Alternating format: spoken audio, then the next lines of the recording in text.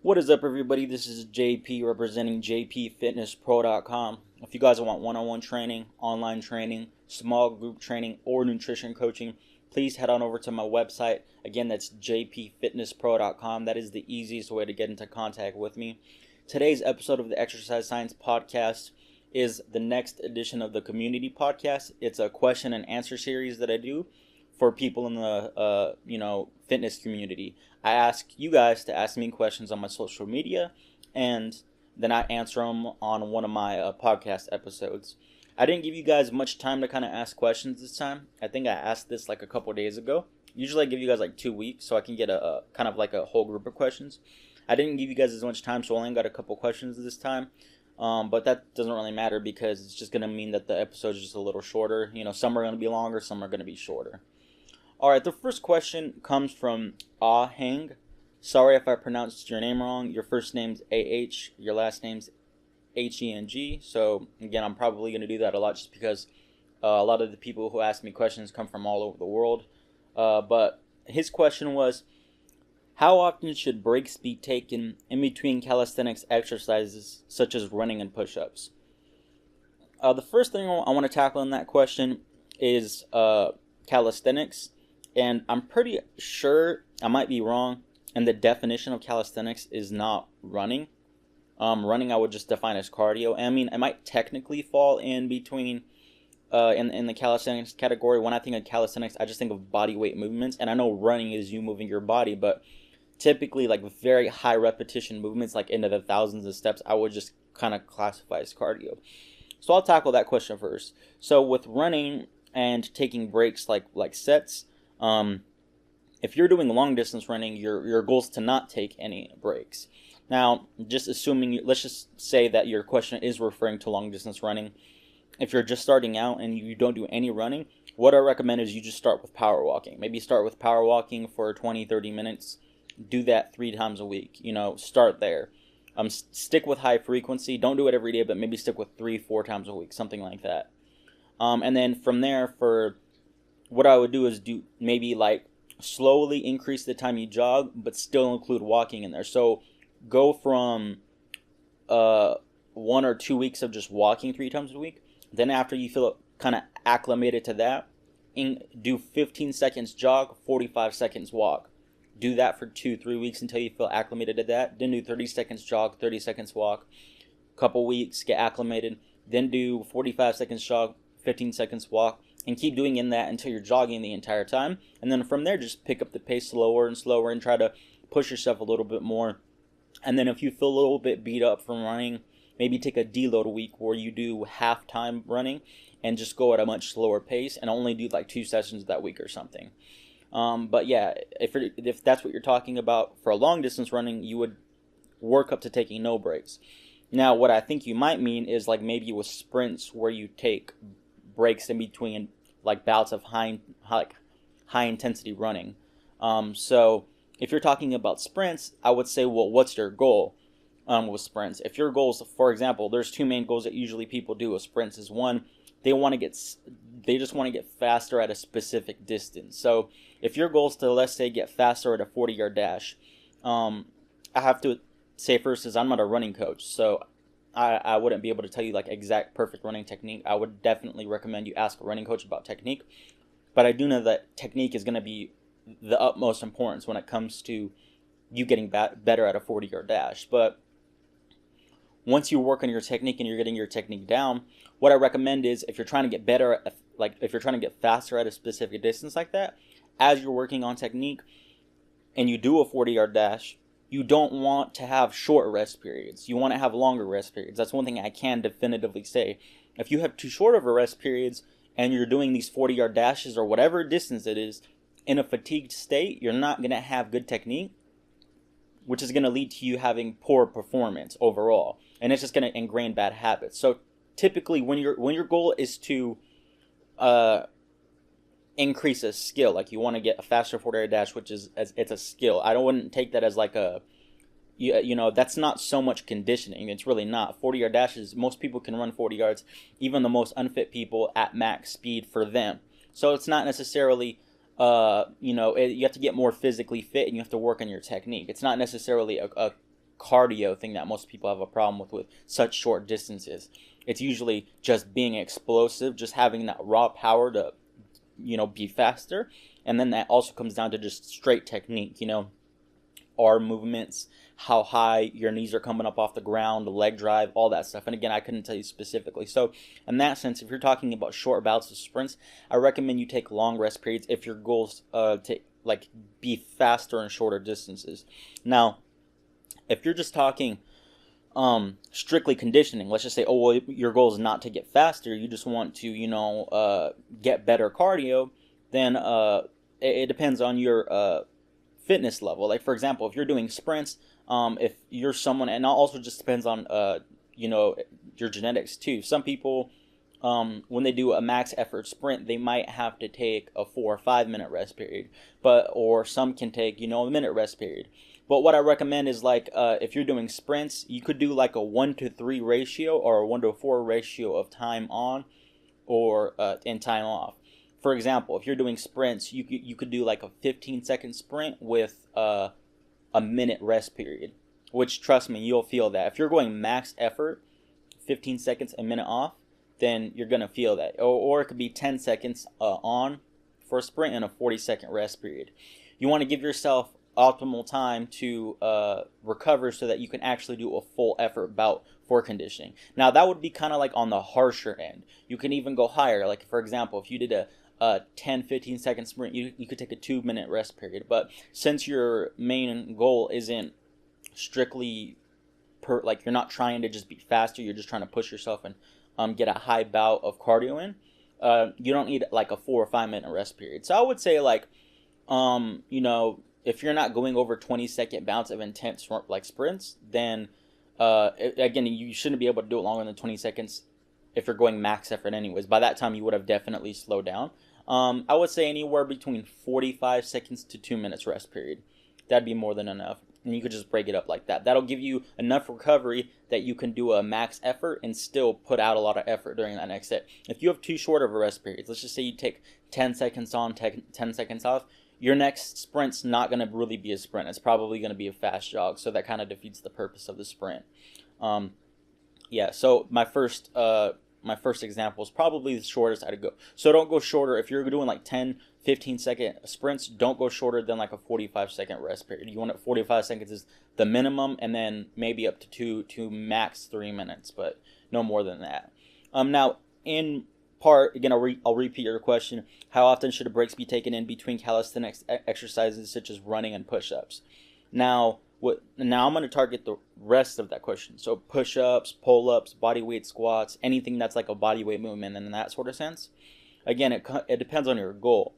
If your goal is hypertrophy, like if your goal is to gain muscle, there's a few things that I have to bring up with that. So let's just say your goal is to gain muscle with those body weight movements. Depending on your weight and depending on how hard body weight movements are for you, depends on how close to failure you're going to need to get first. I don't know how much you weigh, man. If you're someone who can bust out pull-ups like nothing and you're doing 30-40 pull-ups, anything over 20 repetitions. If you're doing anything over 20 repetitions, for you to see optimal results when it comes to hypertrophy, you're going to have to train to failure. So anything over 20 reps, you have to train to failure if you want to see optimal results with hypertrophy.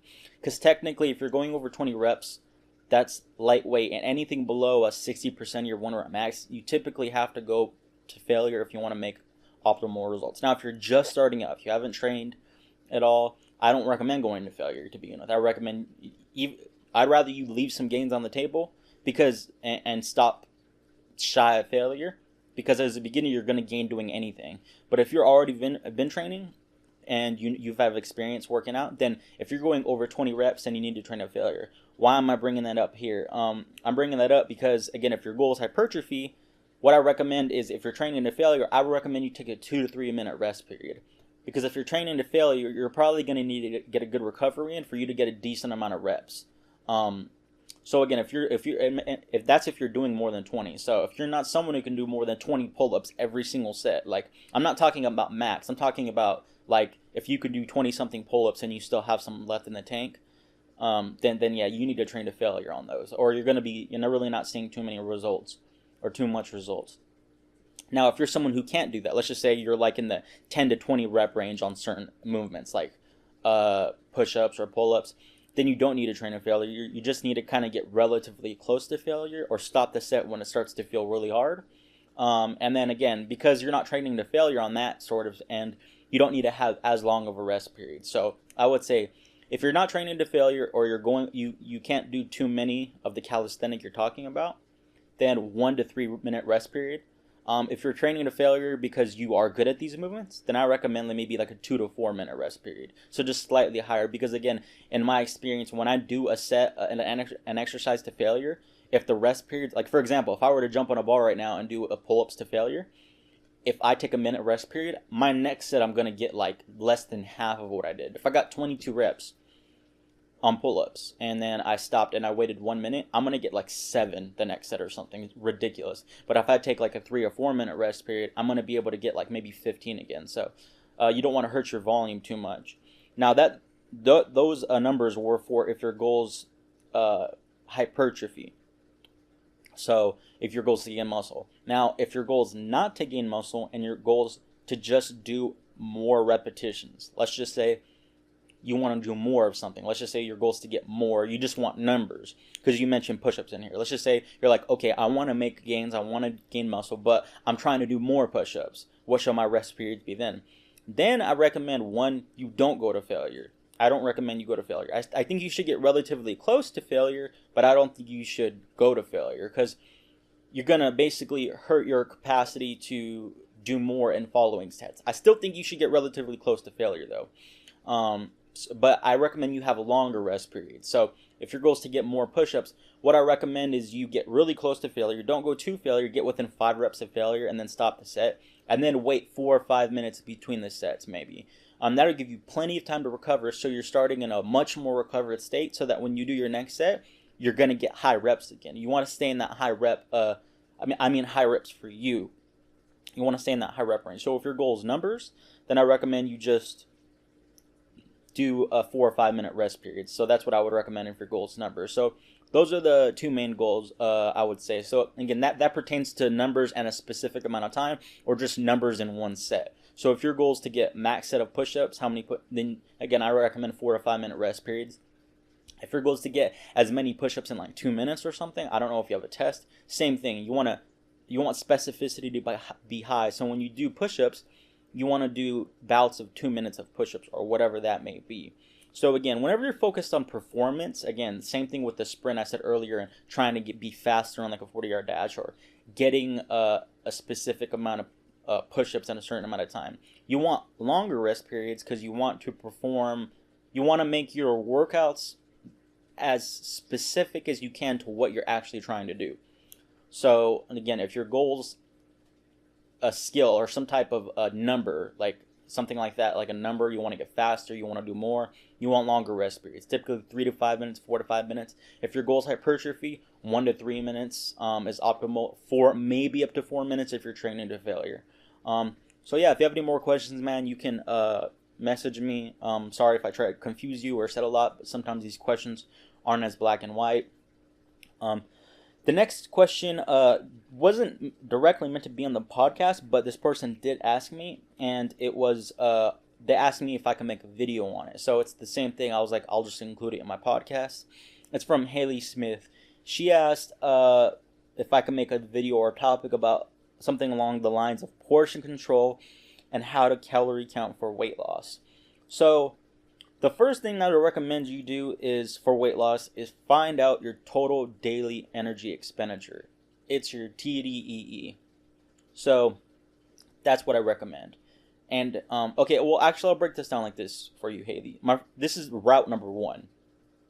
This is the much more complex route. To me, it's more objective, and this kind of leaves little room for error. But it takes a lot more work. So if you're the person who wants things down to a T, you have some time on your hands. Even if you're busy, I mean, this is going to be the most accurate route, I would say. So what I recommend is you find out your TDEE. And you can do this through a number of ways. I don't recommend you make this ultra complicated, because even if the method I'm about to give you is not the most accurate, you can make adjustments. You just need a kind of rough ballpark of a place to start.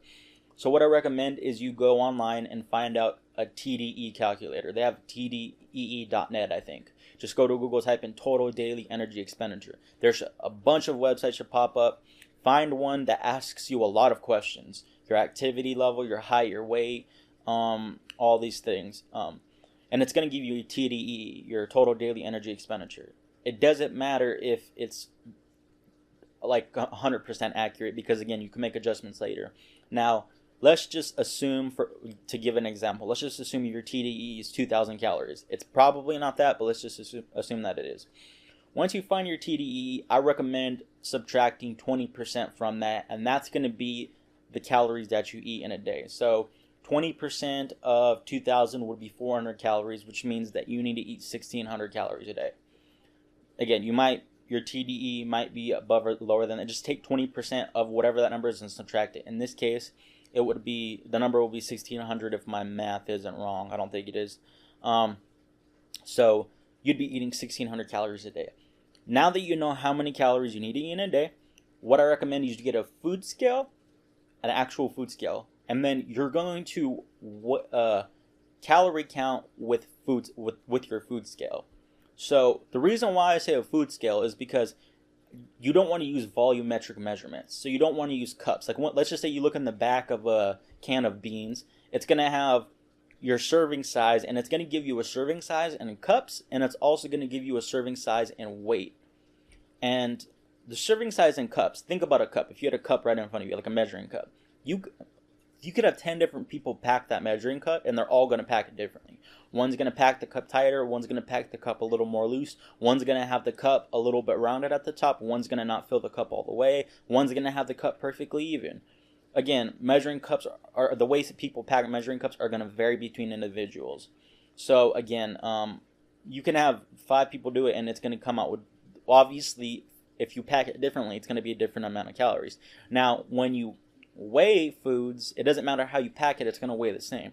So if you want to be more accurate, I recommend you weigh foods. So you have a food scale, you know how many calories you need to eat in a day. All you need to do is divide that amount of calories into how many meals you eat. So for example, 1,600 calories. This is how you do it. It's real easy. 3 meals and 1 snack. 3 500-calorie meals and 1 100-calorie snack. The 100-calorie snack could be a big apple or a smaller banana. Boom, that's your snack right there. Then you have 3 500-calorie meals. Your 500-calorie meals, all you got to do is when you make your meal, just count the calories of each item. And if it's 1 unit of the item, just count that into the meal. And if it's not 1 unit, if it's something you have to measure away, like for beans, for example, you don't count beans in the calories. You either weigh it or you measure it. But you're not measuring cups. You're weighing it. So you would put a plate on the food scale. You tare it so it minuses the plate and it goes back to 0. Then you put the beans on the plate, and then you keep putting. Let's just say I'm just doing random numbers just to give you an example. Let's just say 50 grams of beans is 100 calories. You pull 50 grams of beans on the plate, and then boom, that's 100 calories. Well, I'll put 100 grams of beans. That's 200 calories. Then if you want, like, a piece of toast with it, you'd count that too. And then, you want a glass of soy milk or something, just like that. You'd add up the calories till it's 500 calories. Boom. Counting calories, 300, 500-calorie meals, and a 100-calorie snack. You know how many calories you need to eat, and then what you do is just track your weight every single day for a week. So weigh yourself in the morning every single day. After you use the restroom, nude, so with no clothes on. Before you eat or drink anything, just like that. You want to weigh yourself just like that. The reason why is because if you want everything to be as accurate as possible. If you eat breakfast and then weigh yourself, and then the next day you don't eat breakfast and you weigh yourself before, that's going to be 2 drastic differences. You might have a pound or 2 difference right there. That's going to make you feel like, oh my God, what's going on? So you want, again, no clothes, before you eat or drink anything, after you use the restroom, first thing in the morning, every morning. Do that for a week, and don't take each day for a grain of salt. You're not looking at, you want to know the numbers for each day. Write each number you get for each day down on a piece of paper or in your phone or something.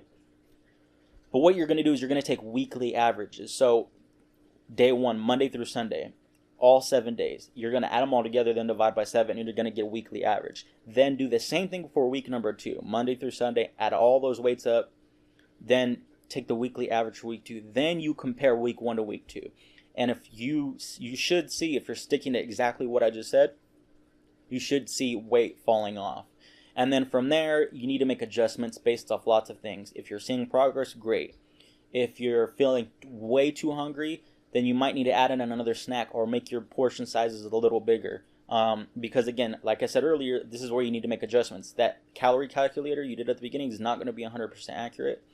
So I recommend you again, listen to yourself. Don't let a calorie calculator tell you your exact body. It's not going to be able to, trust me, it's just a calorie calculator, or it's a total daily energy expenditure calculator. It's not smart enough to analyze every single genetic component that involves you and what you do. And if you feel ridiculously hungry, don't starve yourself because this calorie calculator said you can only eat this much. It's just giving you a ballpark. It might have said your TDE is 2,000, you subtracted 20%, that's 1,600 calories. But what if your TDE was really 2,400? And then you should be eating 400 or 500 more calories. So listen to your body. If you're a little hungry here and there, just a little bit, but you're fine, you feel like, okay, well, this is just me whining or whatever it is. I'm not saying you do that, but sometimes I even catch myself doing that. If you just get a little hungry here and there, sometimes it happens on a cut. You should never be starving, though. You should never feel like, oh, my stomach hurts. No, nothing like that. Again, you're trying to, I'm assuming you're trying to lose weight because you're talking about portion control and how to calorie count for weight loss. So again, and then you just track weekly averages and then make adjustments from there. If you're starving, eat a little bit more. If you're losing weight and you just feel a little hungry, boom, you're doing exactly what you need to do. If you're not losing weight, I don't recommend you cut calories too low. What I recommend is you just maybe increase your activity level a little bit, again, and then listen to your body with how you feel. And as I said at the beginning, that was way 1. That was path 1. That was the more complicated way. The second way is it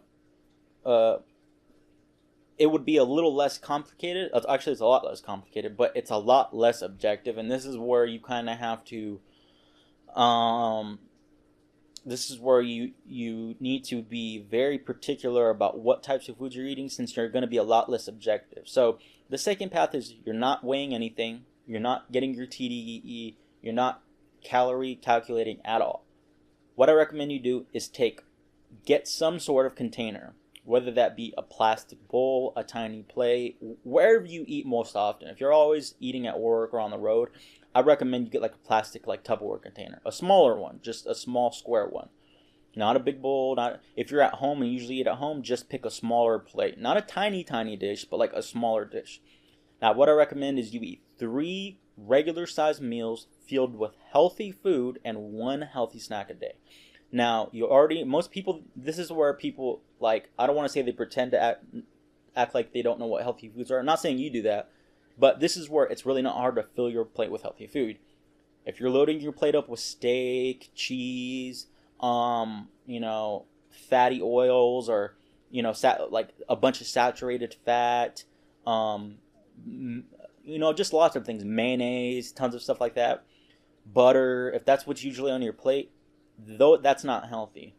You want your plate loaded with lots of vegetables, healthy proteins like beans, chickpeas, which is another form of bean, but it's kind of different, tastes different. Even though you need to watch the fat intake because it's high in calorie, like nuts and seeds are good options if you do a little bit of them. Things like that, if lots of fruits and vegetables. If your plate's always loaded with, things high in saturated fat and that are high calorie content, then that's not going to help you lose weight. So again, I recommend you have 3 containers, just 3. And every single day you eat out of those 3 containers healthy, reasonable amounts of food.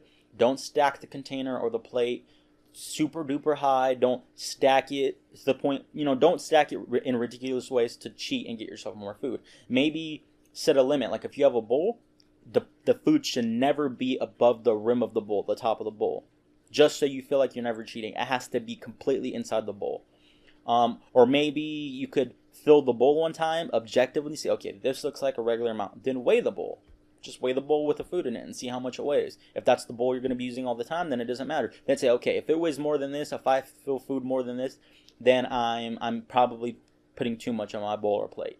So again, just 3 and 1 snack. By 1 snack, I really recommend you just eat 1 piece of fruit, whether that be a banana, a big apple, an orange. If it's like a fruit that's light on calories, like watermelon, you can get a small, tiny, like a small dish of watermelon, because that's going to be like 100 calories anyways. So again, the simpler way is 3 bowls or dishes or whatever fits you best. Just 3 and 1 healthy snack, which I recommend being a piece of fruit. Now this way, all you got to do is eat that every single day consistently. 3 smaller to medium sized meals out of the same dishes. Remember, the reason why we do the same dishes or bowls or containers or whatever it is used, if you switch plates and dishes and containers all the time, you're going to have a hard time gauging how much you're eating. If you're seeing your food in the same dish every single day, you could maybe, gauge lines on the dish. Like sometimes plates have like an inner circle and then the outer rim. If you're like, okay, well today's food I felt fine and it was on the inner rim. It wasn't past that line. It wasn't to the outside rim of the plate. Then the next day you put food on your plate and it's like pouring over the side of the plate. Then you're like, okay, well I used this plate yesterday and I'm clearly packing it more. I must just be hungry, or I'm doing this. I'm overeating right now. I know I am. This plate it's too filled. I know it because yesterday it wasn't like this. That's why you do that. You want to be consistent. So again, if you're filling your plates with healthy food, healthy options, some steamed broccoli or asparagus, corn, instead of like cheese and mayo and all these other things, buttered or fried potatoes, then you're going to see results. If you're putting crap on your plate, you're going to feel like crap, and that's what it comes down to you. So, and then you just check your weight day to day. Like I said earlier, you just weigh yourself and see what's going on, and then you make adjustments to what goes on your plate. If you stick to one of those options, one of those routes, the complicated route of weighing your foods and finding your TDEE and calculating calories and counting them, or if you stick to the other route, I'm 99% sure you'll be successful. Again, I just recommend sticking to those. If you start going outside, like the counting calories thing is pretty obvious when you're cheating. If you eat something, it's gonna count to your total daily caloric intake, and then if you're eating more than what the number you got earlier was from, you're now going over what you need to be eating. Now, the second route is a little bit harder because it's kind of hard to figure out when you're cheating. Just again, if you're putting unhealthy foods on your plate, or you're eating outside of the 3 meals and the 1 snack, let's just say one day you eat 4 meals and a snack, or you eat 3 meals and 3 snacks, that's clearly you eating outside of what you should be doing. So it's you got the knowledge, you got the tools. If you stick to those, you should make progress. If you have any questions, let me know. I appreciate both of your guys' questions. These are the 2 questions that I got. Next time I'll give you guys a little bit more time to ask questions overall. I think I usually get around like 4 to 8 questions, which makes a little bit longer of a podcast. Again, thank you guys for asking their questions. If you have any questions about my answer, you guys can message me on Facebook or message wherever you see this on YouTube or SoundCloud. If anyone else has any things they want me to do a video on or a podcast on, again, you guys can message me on the same platforms I'm always on. I'll see you guys in the next episode.